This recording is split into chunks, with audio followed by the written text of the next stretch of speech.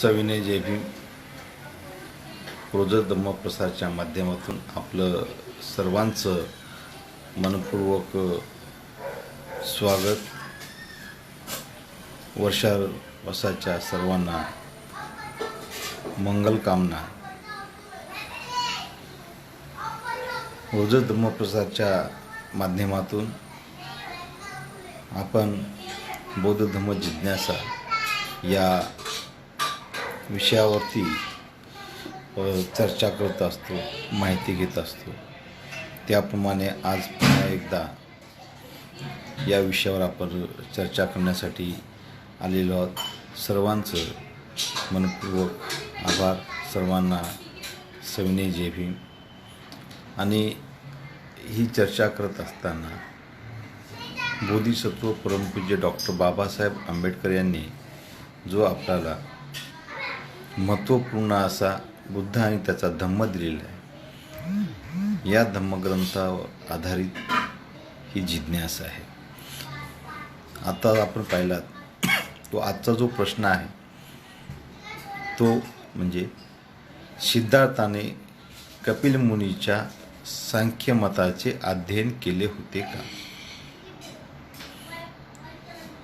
तर याचं स्पष्ट उत्तर असं आहे एका शब्दात, होय.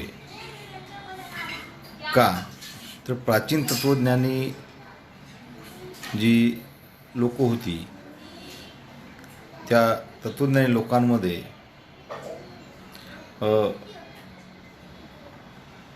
बरीच आचार्य, ऋषी, मुनी होते. त्याप्रमाणे तत्त्वज्ञान लोकांमध्ये कपिल मुनी सर्वात प्रमुख होते. आणि कपिल मुनी या मुनीचे प्रमुख होते. आणि कपिल मुनीचे तत्त्वज्ञान आणि सांख्य तत्त्वज्ञान या नावाने कपिल मुनी संपूर्ण त्या परिसरामध्ये ओळखले जात होते.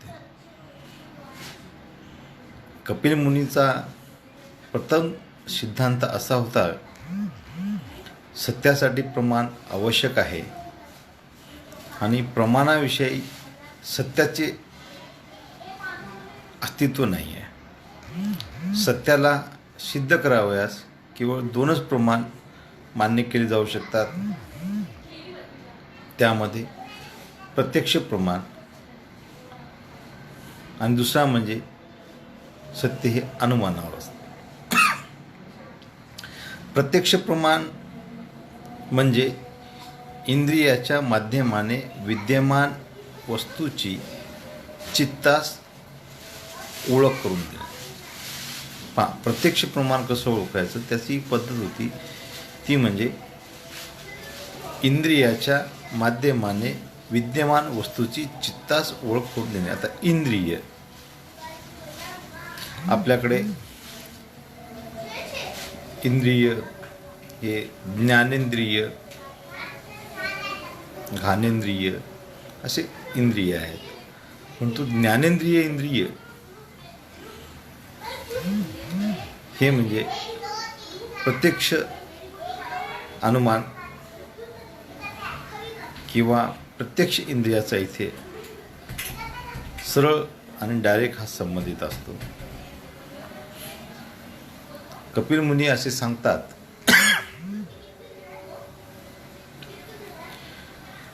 की प्रत्यक्ष व अनुमान, प्रत्यक्ष म्हणजे इंद्रियाच्या माध्यमाने विद्यमान वस्तूची चित्तास ओळख करून देणे. अनुमान प्रमाणे प्रत्यक्ष आणि अनुमान हे दोन झाले. त्यामध्ये सुद्धा फरक आहे.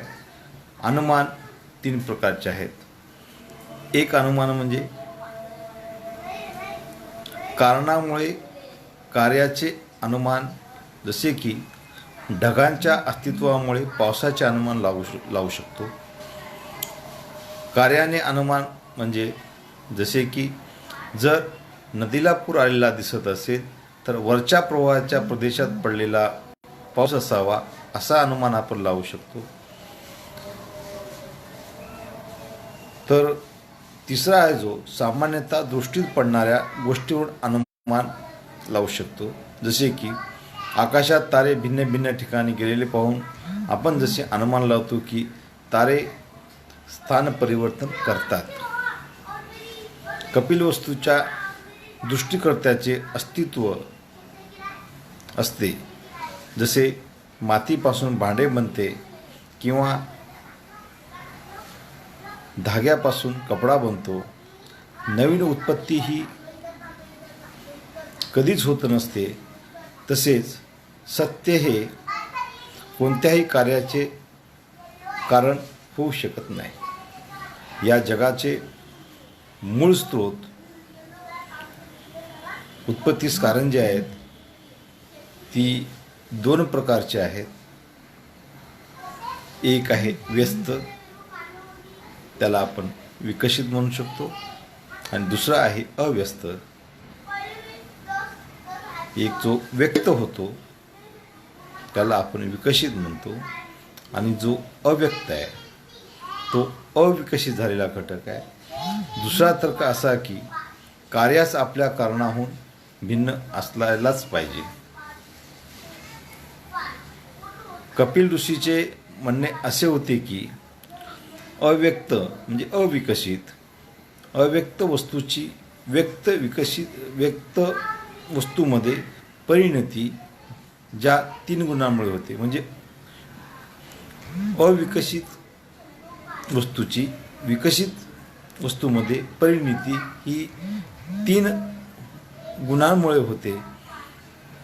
त्यात सत्व, रज आणि तम. सत्वगुण हा सृष्टीमध्ये प्रकाशाप्रमाणे आहे, जो प्राणीमात्रास सुख देतो. रजगुण हा मानवास प्रेरित करतो, संचारित करतो, तो क्रियाशीलतेस कारण होतो. तर तमोगुण, ज्याला आपण तमोगुण म्हणतो, तमोगुण हा वजनीपणाचे द्योतक आहे. जसे की जड वस्तूचे कमी अधिक होण्यास दुःख हेच कारण आहे. त्याप्रमाणे सिद्धार्थाने त्यातील केवळ 3 गोष्टी ग्रहण केलेल्या आहेत. त्यात एक म्हणजे सत्य प्रमाणावर आधारित असलेच पाहिजे. दुसरे म्हणजे यथार्थतेचा आधार बुद्धिवाद हा असायलाच पाहिजे. ईश्वराच्या अस्तित्वास तर्कावर आधारित असे कोणतेच कारण विद्यमान नाही. आणि तिसरं म्हणजे जगात दुःख आहे. याच्या पुढचा जो प्रश्न आहे तो म्हणजे सिद्धार्थाने तपश्चर्येचे परीक्षण कुठे केले?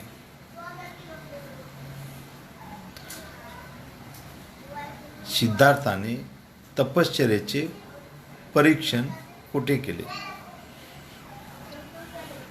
याचं उत्तर देताना, जिज्ञासेचा प्रश्न असल्यामुळे उत्तर देताना अगदी मार्मिक शब्दामध्ये दिलेलं आहे. सांख्य मार्ग आणि समाधी मार्गाचे परीक्षण केल्यावर सिद्धार्थ गैस गेले. बघा, सिद्धार्थाने सांख्य मार्ग आणि समाधी मार्गाचं परीक्षण केल्यावर प्रथमतः ते पुन्हा गैस गेले. तेथे राजश्री नेंगरी याच्या आश्रमात म्हणजेच उरुवेलेस, जिथे निरंजना नदीच्या काठावर एकांत ठिकाणी सिद्धार्थ गेले. तिथे त्यांना पहिले पंचवर्गीय भिक्षू हे भेटले. ते सिद्धार्थाची सेवा करू लागले व ते म्हणू लागले, ऐकू लागले. सिद्धार्थ सांगेल त्याप्रमाणे करत राहिले. तिथे सिद्धार्थांना अत्यंत उग्र स्वरूपाची आत्मक्लेशाची तपश्चर्या आरंभ केली होती. येथे निरंजना नदीच्या काठावर सिद्धार्थाला बुद्धत्व प्राप्त होण्यापूर्वी, संबोधी म्हणजे ज्ञान प्राप्त होण्यापूर्वी तिथे ती आत्मक्लेशाची सुद्धा सिद्धार्थाने तपश्चर्या केली होती. आणि या तपश्चर्येतून जर सिद्धार्थाला बुद्धत्व प्राप्त झालं होतं, म्हणजेच सिद्धार्थाने तपश्चर्येचे परीक्षण जे आहे ते उरुवेला निरंजना नदीच्या काठी आत्ताच्या गया या ठिकाणी केले होते.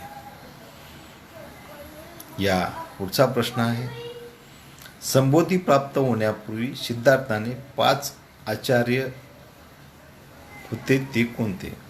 हा प्रश्न हा जिज्ञेसेचा असल्यामुळे वेगवेगळ्या स्वरूपाचा आहे. सिद्धार्थांना अनेक आचार्य होते, पण त्यातही काही महत्त्वपूर्ण आचार्य होते. ते कोण होते याची सुद्धा माहिती आपल्याला असणं गरजेचं आहे. सिद्धार्था संबोधी प्राप्त होण्यापूर्वी 5 आचार्य होते. ते आचार्य म्हणजे सिद्धार्थ बुद्धत्व प्राप्त होण्यापूर्वी बोधिसत्व झाले होते. बोधिसत्वाचा जन्म होताच ज्या 8 ब्राह्मणांनी सिद्धार्थाच्या लहान वयात येऊन सिद्धार्थाची जी लक्षणं वर्तवली होती, जी आपण थोडक्यात भविष्यवाणी म्हणतो, जी असित मुनींनी किंवा सिद्धार्थचा जन्म झाल्यानंतर जी ब्राह्मण आली होती त्याने जी भविष्यवाणी वर्तवली होती त्यांची नावं अशी आहेत: राम, ध्वज, लक्ष्मण, मंत्री, यज्ञ, सुयाम, सुभोज आणि सुदत्त. अशी ही 8 आचार्य होती. या सर्वांनी स्वस्ती सांगून सिद्धार्थाची जोपासना केली होती व त्याचे हे प्रथम आचार्य होते. बोधिसत्वाचा दुसरा आचार्य सब्बमित्त नावाचा ब्राह्मण होता. तो फार कुलीन अशा उच्च घराण्यातील असून शब्दशास्त्र, वैयाकरण आणि वेदांचा 6 अंगे जाणणारा हा त्या काळातला पंडित होता, प्रकांड पंडित होता. राजा शुद्धोधन म्हणजे सिद्धार्थाचे पिता राजा शुद्धोधन यांनी त्यास पुष्कळसे असे धन देऊन सोन्याच्या झारीद्वारे पाण्याने संकल्प करून कुमार सिद्धार्थाला त्याच्याकडे सोपवले होते. हा त्याचा दुसरा आचार्य होय. तर सिद्धार्थाचे पहिले जे 8 आचार्य होते त्यांची नावं लक्षात ठेवा: राम, ध्वज, लक्ष्मण, मंत्री, यज्ञ, सुयामा, सुभोज आणि सुदंत. आणि दुसरे जे आचार्य होते त्यांचं नाव सब्बमित्त. त्यानंतर त्यांचा तिसरा आचार्य,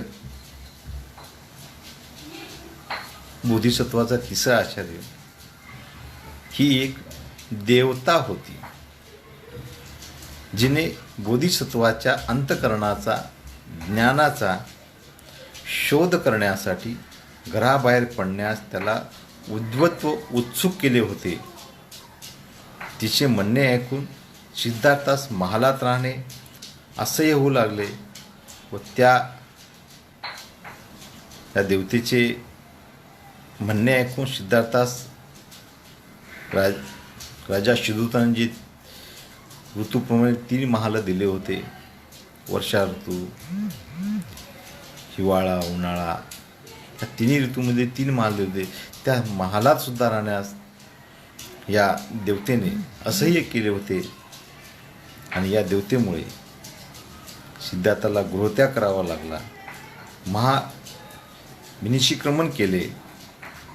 ही तिसरी देवता आचार्य होती. उपासकांनो,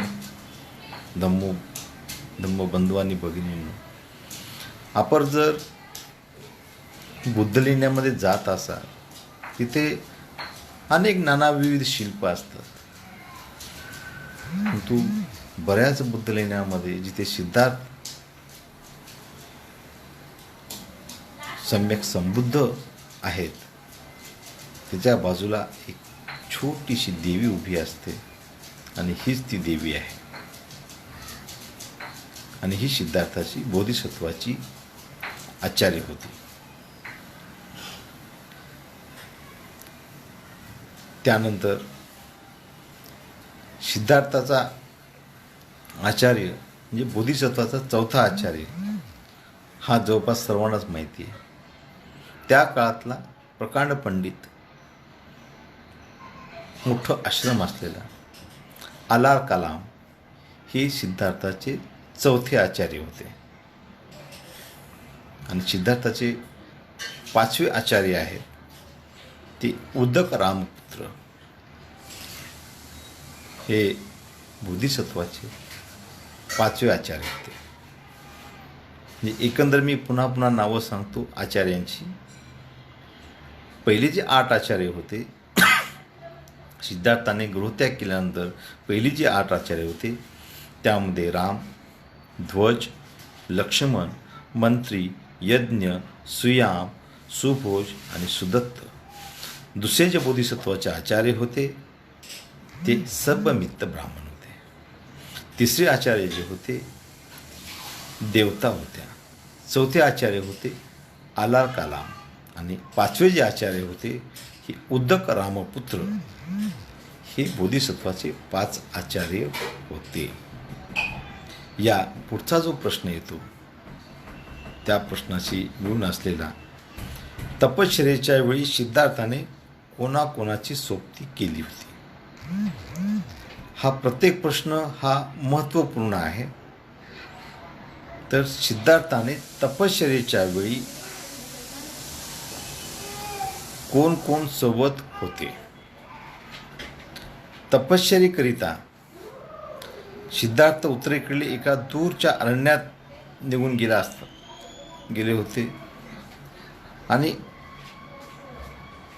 कडकडीत व्रतनियमाने आपली शरीर शुद्धी करण्यासाठी शिस्तीचे पालन करून त्यांनी 6 वर्ष महान तप केलं होतं. तपस्येच्या वेळी सिद्धार्थाचे कोणकोण सोबती होते हा जसा महत्त्वपूर्ण प्रश्न आहे. पण तपश्चर्येच्या पूर्वी ज्यावेळी राजा शुद्धोधन, पत्नी यशोधरा, मुलगा राहुल यांना सोडून ज्यावेळी गृहत्याग केला, त्याच्यानंतर तपश्चर्या सुरुवात केली, तर तपश्चर्येच्या वेळी त्यांच्यासोबत कोण कोण होते हा सुद्धा महत्त्वपूर्ण प्रश्न आहे. तपस्येच्या वेळी सिद्धार्थाने उरुवेलीकडील एका दूरच्या अरण्यात निघून गेले असताना आणि उन्हाच्या कडकडीत व्रत नियमाने आपले शरीर शुद्धी करण्यासाठी शिस्तीचे पालन करून त्यांनी 6 वर्ष तप केले. आणि त्यांच्या तपासोबतच 5 ब्राह्मण सोबती होते. त्यांची नावं कौंडिन्य, भदीय, वप्प, महानाम आणि अश्वजित अशी होती. यांनाच पुढे पंचवर्गीय भिक्षू म्हणून म्हटले आहे. बंधूंनो, उपासकांनो, फार नावं ही महत्त्वाची आहेत. कदाचित ही नावं आपल्याला पुन्हा पुन्हा सांगावे लागतात किंवा पुन्हा पुन्हा ही नावं येतात. नावं घ्यावी लागतात, कारण यांच्यामुळे इतिहासाला उजाळा मिळतो. मी पुन्हा एकदा आपल्या सर्वांना सिद्धार्थाची जी आचार्य होती त्यांची नावं सांगतोय. बोधिसत्वाचे पहिले आचार्यामध्ये पहिले जे होते त्यामध्ये राम, ध्वज, लक्ष्मण, मंत्री, यज्ञ, सुयाम, सुभोज आणि सुदत्त ही बोधिसत्वाची 8 आचार्य. त्यांच्यानंतर जी बोधिसत्वाचे आचार्य आलेले होते ते सभ्यमित्त जे ब्राह्मण होते. तिसरे आचार्य ही बोधिसत्वाची देवता होती. चौथे आचार्य आलार कालाम होते. पाचवे आचार्य उद्धक रामपुत्र होते. आणि सिद्धार्थाचे पहिले 5 जे सोबती होते, ज्यांनी आज इतिहासात त्याची नोंद आहे, ज्यांनी पहिल्या पंचवर्गीय भिक्षूंना धम्माचा सार सांगितला, पहिलं धम्मचक्र प्रवर्तन केलं, असे 5 जे भिक्खू होते, सोबती होते, त्यांची नावं कौंडिन्य, भदीय, वप्प, महानाम आणि अश्वजित. आणि ह्याच 5 पंचवर्गीय भिक्खूंनी बुद्धाचा धम्म पहिल्यांदा धम्म प्रवचन स्वीकारलं, ग्रहण केलं. आणि आज 2500 वर्षानंतर सिद्धार्थ सम्यक संबुद्धाचा बुद्ध धम्म आजही आपणापुढे जशाच तसा शुद्ध आणि बुद्ध आपण पाहतो. आपण रोजच धम्म प्रसारमध्ये आज उपस्थित झालात आणि आजच्या जिज्ञेसेविषयी आपण ऐकलात. आपलं सर्वांचं मनपूर्वक स्वागत.